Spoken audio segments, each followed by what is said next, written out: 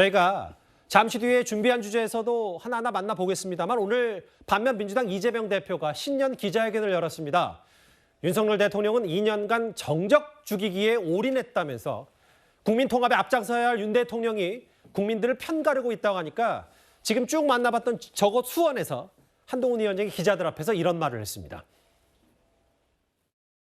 국민 통합에 앞장서야 할 대통령이 국민을 편가르고 시대착오적인 이념 전쟁을 벌인 결과 우리 사회는 더 극심하게 양극단으로 치닫게 됐습니다.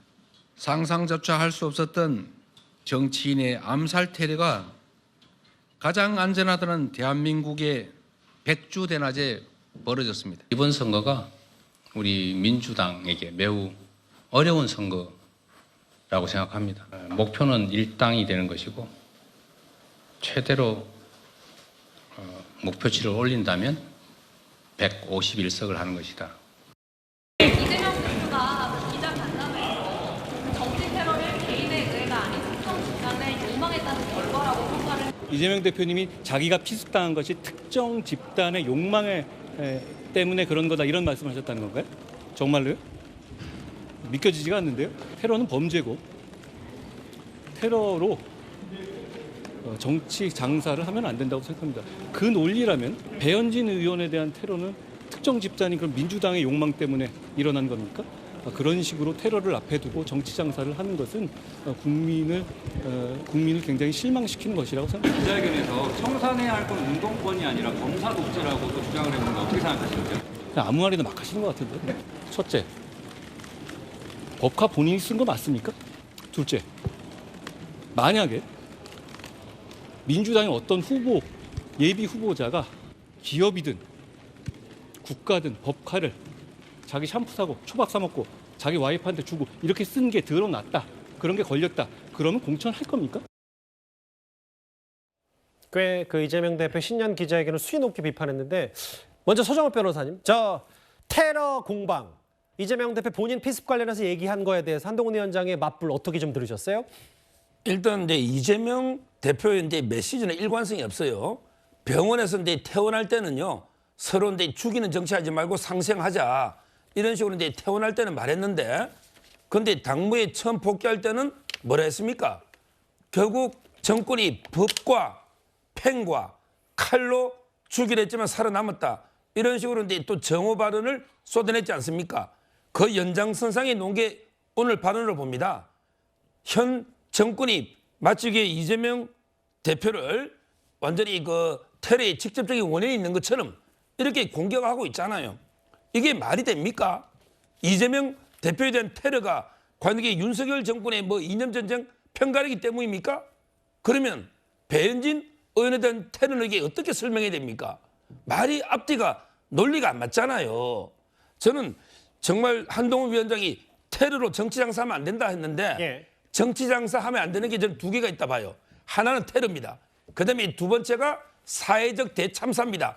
세월호 가지고 정치 장사하면 안 돼요. 이태원 가지고 정치 장사하면 안 됩니다. 그다음에 테러 가지고 정치 장사하면 안 돼요. 정말 민주당이나 이재명 대표 이런 식으로 테러나 참사를 정치 장사에 이용하지 마라. 이게 한동훈 위원장이 저는 말이다 이렇게 봅니다. 다시 한번 짚어보면 이 대표가 오늘 오전에 신년 기자회견에서 이 대통령이 편가르니까 이런 대통령 국민을 두 쪽 내고 이런 그 대통령의 이념 전쟁으로 여러 흐름 속에 테러가 이뤄졌다는 취지의 얘기를 이재명 대표가 하니까 오후에 테러로 정치 정사하지 말라. 허민 기자 생각은 어떠십니까? 저는 이재명 대표가 테러 얘기를 꺼냈을 때는요, 최소한 먼저 부산 피습 이후에 부산을 버리고 서울로 가서 치료받은 거에 대해서, 즉 서울행이 부산팽 논란을 낳지 않았습니까? 거기에 대해서 저는 반성부터 해야 된다고 생각합니다.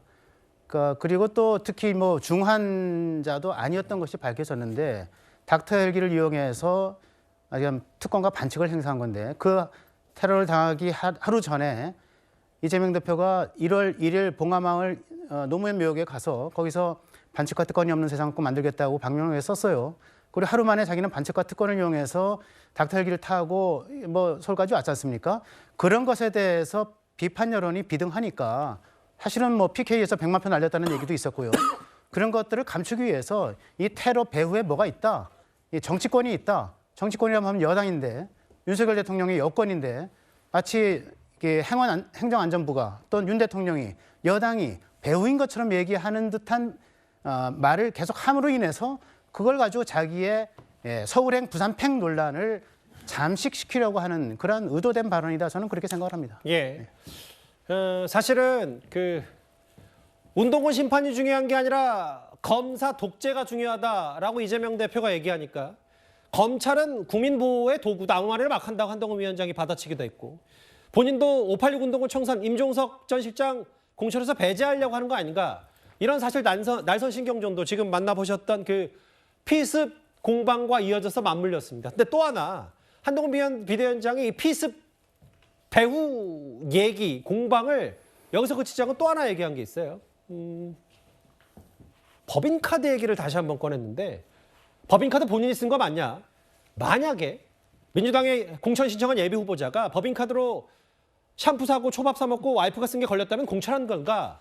이게 바로 질문을 던졌는데 박원석 의원 이 공격 어떻게 보셨어요? 뭐 새삼스러운 건 아니죠. 국민의힘에서 이재명 대표를 향해서 그동안에 줄곧 해왔던 공격의 연장선에 있는 건데 저는 요즘 정치가 아무리 좀 갈등이 격화되고 여야 간의 정치적 공방이라는 게 있을 수 있는 일이라고 써도 보통은 당대표들 간에 이런 수준의 공방을 벌이지는 않았거든요, 과거에. 정치가 갈수록 이게 이제 대결만 남고 사나워지다 보니까는 이제는 당대표들도 체면 안 차리고 서로에 대해서 인신공격성, 뭐 공격부터 시작해서 이런 공격을 하는 게 아닌가 싶은데요. 예.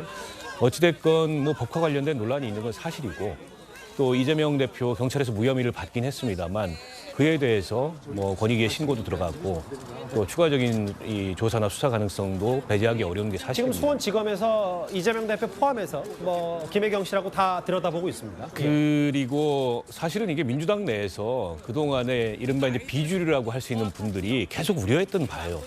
결국 이재명 대표의 그 이른바 도덕성 논란 그리고 지금 사법 리스크 이로 인해서 총선 때 되면 뭘 해도 역공에 처하게 될 거고 민주당이라는 정당이 그동안에 국민의힘에 비해서 어떤 도덕성의 우위를 자임해 왔던 그런 정당인데 오히려 거꾸로 도덕성 논란에서 수세에 몰리지 않겠냐. 예. 이런 점을 우려해서 뭐 이선우 태도 나오고 어쨌든 이 리더십에 대한 보완이 필요하다 이런 얘기 줄곧 있었는데 뭐 그에 대해서 아무런 지금 조치를 취하지 않고 오히려 그런 사람들을 당 밖으로 밀어내고 저는 뭐 그 결과라고 보는데요. 그러니까 공천 기준을 둘러싸고도 논란이 있는 거 아니겠습니까? 뭐 음주 전과와 관련돼서 뭐 공천 탈락 기준에서 뺐다 이런 논란도 있고 막말도 뺐다. 결국 모든 게 이재명 대표의 도덕성 기준에 맞춰서 예. 그 기준을 넘지 않는 선에서 민주당의 기준이 정해진다면 과연 그게 이 도덕적인 정당으로서 윤리적인 정당으로서 합당한 기준이겠나 이런 문제 제기가 당연히 나올 수밖에 없습니다. 예. 크게 보면 이런 것 같아요. 그 소정석 장님 오늘 오전에 이재명 대표 기자회견에서 2년 동안 정적인 나를 죽이려고 검사 독재 정권이 얼마나 애를 쓰지 않았냐. 갈라치기 하지 말고 민생, 저출생 이런 거 챙겨라는 이재명 대표 말에 이제 피의자로 한동훈 위원장은 이재명 대표를 바라보면서 각자 뭐 과거 전력 중에 뭐 법인카드 아직 뭐 수사 중이긴 합니다만 이런 것부터 포함해서 하나하나 그 이 대표에 대한 피습도 뭔가 대통령의 편가르기 때문에 만들어진 조목조목 반박하는 이런 구도가 지금 계속 반복되는 것 같거든요. 그러니까 최근에 여러 가지 정치권의 이른바 정치 테러가 좀 일어나지 않았습니까? 그때 정치권에서 공통적으로 내놓았던 말들이 이제 어떤 진영 정치 이런 걸 떠나서 우리가 좀 화합의 정치를 펼쳐야 되겠다는 생각을 많이 했다라고 여야가 공통적으로 다 얘기를 했었습니다. 근데 그것이 뭐 그 잉크가 마르기도 전에 결국 다시 여야가 내놓는 것은 상대에 대한 극단적인 공격의 언어들 이런 것들을 계속해서 쏟아내고 있거든요. 이제 결국 반복되는 것이죠. 지금 뭐 한동훈 비대위원장으로서는 아마 이재명 대표가 이야기한 검사 독재 여기에 아마 검사라는 말이 아마 또 한동훈 비대위원장을 좀 이른바 격발을 시켰을 수가 있죠. 그러다 보니까 바로 또 법카 얘기를 꺼내면서 구체적으로 이재명 대표의 아픈 구석, 이른바 약한 고리라고 생각하고 그것을 또 구체적으로 공격하는 이런 일들이 일어났습니다. 결국 아마 앞으로도 총선 국면에서 계속해서 이런 일들이 일어날 것이고요. 예. 이런 것이 이제 여야가 지지층을 강력하게 결집하는 그런 측면은 있겠지만 또 뭔가 우리 정치에 새로운 변화를 원하고 새로운 어떤 개혁 이런 것을 꿈꾸는 국민들이 보기에는 우리 정치권이 정말 변화라는 게 정말로 힘들구나 이런 것을 또 한편으로는 느끼게 하거든요. 그래서 여야가 조금 더 특히 여야 당을 대표하는 분들은 상대에 대해서 좀 언어를 쓰더라도 조금 더 격조 있는 언어를 좀 쓰고 그러한 것들을 통해서 정치 문화를 조금씩 변화시켜 가야지 당 대표들부터 나서 가지고 상대에 대해서 이렇게 정말 격한 언어를 쏟아내기 시작하면 정치의 변화라는 것은 참으로 요원하지 않나 뭐 이런 생각을 해봅니다. 잠시만요. 이렇게 박원석 의원과 서정석 국장의 말씀 저도 적극 공감하고 뭔가 이런 단어의 인플레 표현 수위 높은 거는 좀 자제해야 되는데 분명 근데 다만 정치 현실이니까 소 국장 말씀대로 예를 들어 다음 화면을 볼까요? 근데 이제 법인카드 얘기를 이재명 대표랑 해서 한동훈 위원장이 공격하면 이 대표 스스로 뭔가 현실적으로 답변할 수 있는 부분이 있는지 없는지 사실 유권자는 그게 더 중요하지 않을까 이런 생각도 좀 분명히 들어서요. 저게 이 대표로서는 곤혹스러운 부분이죠. 지금 이제 이재명 대표가 이야기하는 검사 독재라는 것은 굉장히 포괄적이고 약간의 추상적인 개념입니다. 그런데 한동훈 비대위원장이 이재명 대표를 향해서 공격하는 법카라는 거 본인이 쓴 거 맞냐. 그리고 이런 경우에 뭐 샴푸 쓰고 이랬을 때 공천을 할 건가. 왜 답변을 하지 않느냐. 이러한 질문 자체는 공격적이기도 하고 굉장히 구체적인 것이거든요. 그러게요. 예, 그런 것이기 때문에 저 두 공방을 바라보는 유권자들 입장에서 떠올리는 그 이미지는 다른 걸 제쳐두고 그냥 그것만 딱 비교해 봤을 때는 이재명 대표가 조금 더 아픈 거죠. 구체적으로 이렇게 지금 공세가 들어오고 있기 때문에 저런 부분은 뭐 이재명 대표로서는 좀 피하고 싶은 뭐 그런 얘기가 아닐까 싶고 한동훈 위원장이 그동안 국회에 나와서 답변했던 거 등등등 이런 거 보면은 굉장히 이제 상대의 아픈 고리를 구체적으로 이렇게 지적을 하고 찔러가는 그런 스타일이기 때문에 같이 맞붙었을 때 저런 측면에서 어떤 좀 정치적인 이득을 얻기가 그 자체만 놓고 본다면 또 쉽지 않은 그런 부분이 있는 것은 이재명 대표로서는 좀 곤혹스러운 부분이죠. 아마도 예상컨대 이제 한동훈 비대위원의 여러 비대위원장의 준비된 공격들을 감안했을 때 고려했을 때 아마 수원, 경기도청 소재지인 수원에서 과거 이른바 법인카드 유용 의혹의 핵심 지역에 가서 저 말을 또 여러 가지 꺼내지 않았나라는 생각도 좀 해볼 수 있겠는데 청산해야 될 것은 검사 독재다 아니다. 검찰은 국민 보호 도구다. 이런 본인의 피습 사건 관련해서 윤 대통령이 이념 전쟁을 벌인 결과다는 취지 얘기하니까 테러를 어떻게 정치 장사를 하냐 이렇게 오늘 오전 오후 하나하나 맞받아 쳤습니다. 경기도 얘기 하나 나왔으니까 이 얘기도 길지 않게 하나 덧붙여 보겠습니다. 한동훈 비대위원장은 공천은 당이 하는 거라면서 이런 당의 주도권을 꽤 많이 쥐고 있습니다. 그런데 어제 채널A 저희 단독 보도로 알려진 내용이 있습니다. 경기도 오산의 지역 민주당 오선 안민석 의원의 현역 지역구인데 대결 상대로 유승민 전 의원을 검토하고 있다고 전해졌습니다. 제가 사과할 기회를 한번 드리겠습니다. 저는 안민석 의원님한테 그런 식의 훈계를 들을 생각은 없습니다. 사과하십시오. 의원님은 위원님에 있는 지역구의 국민들한테 욕설을 문자로 보내신 분이잖아요. 그분이 여기 와서 누굴 가르치려고 든다는 거 저 적절치 않다고 봅니다. 사과를 받기 전에는 질의를 하지 않겠습니다. 그렇게 하십시오. 토요일 날 이제 장관이 대구로 내려갔어요. 맞습니다. 어떤 이유가 있었겠죠. 그 황금 같은 주말 시간에 그리고 내려가서 한 얘기가 어떤 대구 시민들을 이제 극찬하고 존경한다. 시민들의 마음에 쏙 들 이야기를 했어요.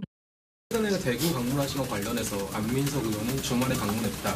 강선호 의원은 설레였냐라고 비꼬는 듯한 발언을 했는데요. 여기에 대한 입장이 있으신가요? 금요일 밤에 동대구역에 계셨던 대구 시민들은 다 저보다 바쁘고 귀한 시간이셨을 겁니다. 거기 줄 서 계셨던 분들은요. 서울 가서 논술 시험 보려 가는 수험생들, 그리고 군대 휴가 받아 내려오신 분들, 그리고 열심히 일하다가 본가에 오신 분들, 그리고 거기서 환경미화 하시던 여사님들, 당연히 거기 계신 분들 시간이 제 시간보다 덜 귀할 리가 없어요. 안민석 의원 지역구에 유승민 전 의원 투입 보도가 나왔. 그런 검토를 한 바는 없습니다. 경기남부 총선 투입 가능성 있을까요? 저의 총선 전략은 그렇게 대놓고 얘기할 수 있는 문제는 아니고 저희는 이기는 공천, 국민들에게 명분 있는 공천 하기 위해서 노력하고 있다는 말씀드립니다. 일단 원론적인 얘기를 한동훈 비대위원장이 했습니다. 일단 경기도 갔으니까 다시 한번 지도를 만나보겠습니다. 앞서 지자체 최대 인구의 수원 5군데가 다 지난 총선 때 민주당 독차지했었다. 근데 지금 밑으로 봐도 화성과 화성을 신도시도 많이 생겼고 특히 오산까지 이 경기도 남부 벨트가 모두 민주당이 지난 총선 때 차지했었는데 그 허민 기자님, 네. 이 오산 네. 민주당의 대표적인 강경파 의원인 안민석 의원의 지역구. 그렇습니다. 여기에 물론 한 위원장 오늘 검토한 바 없다고 했지만 유승민 전 의원 카드를 만지작거리고 있다. 어떻게 예상하세요? 저는 뭐 충분히 가능성이 있다 이렇게 생각을 하고요. 지금 한동훈 위원장이 뭐 검토한 바 없다라고 얘기했지만 그 뒤에 이어서 한 말이 또 의미 있는 말인데 저희는 이기는 공천을 한다. 여당이 지금 이기는 공천을 하기 위해서 갖고 있는 선거 전략이 제 기준으로 이제 정리를 해보면 세 가지입니다. 하나는 그 좀 여당의 껄끄러운 인물, 대통령의 좀 껄끄러운 인물이라 하더라도 하여간 좀 그러니까 전략적으로 이들을 좀 수용해서 총선 현장에 내보내서 승리를 이끄는 데 기여하게 한다. 이게 말하자면 이제 이 전략적 허용이라고 하는 거고요. 그다음에 두 번째는 아까 이제 수원 제가 말씀을 했고 또 이 고향 말씀을 드렸는데 이 주요 거점 지역, 전략적 거점 지역에 셀럽력이 있는 인물을 내보내서 그 거점 지역의 승리를 중심으로 해서 주변 지역으로 승리를 전파한다. 유명 정치인들이요? 그렇죠. 그렇습니다. 세 번째로는 이게 자객 공천이죠. 그런데 제가 볼 때는 이 유승민 의원 같은 경우에는 세 가지를 다 충족시킬 수 있는 인물이죠. 예. 원래는 전략적 허용이라고 하는 그 프레임 안에서도 유승민 의원은 좀 제껴놓은 상태였다고 저는 알고 있었어요. 그런데 이번에 이제 이준석 신당, 개혁신당에 따라가지 않겠다고 선언을 했고 그리고 어쨌든 경기도에서 승리를 이끌기 위해서는 저만한 셀럽력 있는 인물을 발견하기가 쉽지 않다. 예. 이렇게 보는 것 같거든요. 그렇다면 저는 여당은 지금 굉장히 절박하다. 총선에 절박하다. 자, 이렇게 느끼는 것 같고 그래서 전략적 허용의 끝판을 지금 보내주고 있는 거다라는 생각을 하고요. 이거는 이제 어쨌든 안민석 의원이 5선에다가 뭐 친문이었는데 친명으로 갈아타고 지금 좀 어쨌든 이제 여당에서는 반드시 꺾어야 될 굉장히 좀 무시무시한 이제 상대처럼 돼 있잖아요. 그래서 이런 것들을 다 충족시킬 수 있는 인물로 유승민 의원을 생각하고 있다는 거는 나는 이거는 뭐 정말 좋은 카드일 거라 생각을 합니다. 이거는 마포울의 정청래 의원을 이제 자객하기 위해서 김경률 비대위원이요? 김경률 비대위원 뭐 확정된 건 아니지만 얘기를 했고 그리고 또 윤희숙 의원 또 성동갑에 임종석 전 의원은 뭐 어쨌든 대통령 비서실장을 지낸 친문의 거물 아닙니까? 그런 사람을 또 자객하기 위해서 또 자기가 출마하겠다 이렇게 선언을 했던 이 맥락에서 같이 이해를 하면 될 거다. 그래서 저는 어쨌든 간에 이 그 여권에서 세워놓은 선거 전략 중에 가장 중요한 이 전략적 허용이라고 하는 것을 가장 적나라하게 보여준 것이 지금 유승민 의원에 대한 공천 논의다 이렇게 생각합니다. 중도층을 타깃으로 한 가능성이 있다. 유승민 전 의원의 오산 출마. 서정욱 변호사님이요? 제가 보기에 두 분 다 저는 어렵다 봐요. 첫째는 이제 안민석 의원요. 이 지역의 그 곽상욱이라고요. 3년임 오산시장이 있습니다. 옛날에는 이제 친했어요. 지금은 이제 서로 사이가 틀어졌습니다. 그렇다면 이제 제가 알기로 경선으로 가면요. 5선을 하면서 별로 뭐 두드러질 업적이 없지 않습니까? 그렇다면 저는 뭐 일단 개인적 시간입니다. 말씀하십시오. 오히려 이제 오산시장 기초단체장 한 3년임 하면요. 상당히 경쟁력이 있습니다. 따라서 저는 오히려 이제 민주당 후보도 바뀔 거고 그다음에 유승민 전 의원은요. 이미 그 전략적 허용이 아니고 아마 이제 그 대통령과의 관계에서 본다면 허용할 수 있는 게 범위를 벗어나서 아주 비판을 했습니다. 민주당보다 더 아프게 이 쓴소리를 이게 대통령이 돼서 저는 품을 수 있는 검도를 벗어난 이렇게 했습니다. 한동훈 위원장이 과연 대통령실과 또 한 번 큰 충돌을 각오하지 않는 이상은 유승민 의원 공천은 어렵다. 이렇게 저는 보기 때문에 결론은 둘 다 노결업 때려봅니다. 그러니까 한동훈 비대위원장이나 국민의힘에서는 생각해볼 만한 아이디어고 뭐 그럴듯합니다. 근데 두 가지 변수가 있는데 좀 전에 서정욱 변호사 얘기하셨듯이 결국에는 용산과의 관계 문제일 거예요. 아마 윤 대통령 입장에서 허용하기 쉽지 않을 텐데 한동훈 비대위원장이 당은 내가 이끌고 공천은 내가 한다고 얘기하지만 그 정도의 조율 없이 과연 유승민 의원을 저게 공천할 수 있을까 쉽지 않아 보인다. 이게 첫 번째고요. 두 번째는 유승민 의원이 수용하겠냐. 유승민 의원 입장에서 당에 남는 선택을 한 어떤 이제 깊은 뜻이 있을 텐데 뭐 저분이 장기판에 말이 될 만한 그래서 자객이 될 만한 그런 급은 아니잖아요. 그래서 저걸 제안해도 유승민 의원이 수용 안 할 가능성도 저는 있다고 보고. 뭐 일단 두고 봐야 되긴 합니다만. 네, 아마 더 길게 예. 뭐 국민의힘에 남아서 정치를 설계하지 않을까 싶어서 그 두 가지 변수들이 커 보여서요. 저는 저게 아이디어긴 한데 성사될 가능성은 그렇게 높지 않아 보여요. 반면 이제 허민 기자 분석처럼 뭔가라도 중도층 쪽으로 가면 박원석 의원께서 포함된 뭐 제3지대 혹은 이준석 대표 이쪽이 조금 더 위협받지 않냐라는 시각도 공존을 하니까. 그렇습니다. 제가 한마디 더 첨언을 하면 예. 어쨌든 간에 저는 뭐 유승민 의원에 대한 호불호를 떠나서 예. 저 개인적으로도 유승민 의원이 좀 갖고 있는 것 처신 행동에 대해서 좀 비판적인 견해를 좀 많이 갖고 있었지만은 예. 어쨌든 간에 저런 전국적 유명 인사가 드물고 그리고 수도권 그 중도층 알겠습니다. 중도 확장 안에 소구력 가진 인사도 드물고 그리고 또 이준석 신당 개혁신당에 대한 견제 효과도 있고 예. 저는 뭐 경기 남부의 선거를 지휘한다 뭐 이런 얘기가 나오는데 그렇게 얘기하지 않더라도 자연스럽게 바로 그것이 거점 지역에서 선거의 에너지와 힘을 확산시키는 전략으로서 예, 유승민 의원 같은 사람이 좀 배치가 되면 그래서 저는 사실은 오산보다는 수원에 배치하는 게 낫다고 보는데 효과가 더 있다고 보는데 그런 식의 생각을 저는 하고 있다고 생각을 하고 실제로 그런 얘기를 듣고 있습니다. 네. 반면 이제 서 변호사 말씀은 용산 대통령실이 이거를 유승민 전 의원과의 관계를 고려했을 때 현실적이지 않다. 여러분들의 말씀을 좀 들어봤습니다. 일단 오늘 한동훈 위원장의 첫 재방문지 경기벨트 수원에 집중을 해서 여당의 힘, 여당 이점을 적극적으로 활용하는 한동훈 위원장의 총선 전략까지 만나봤습니다.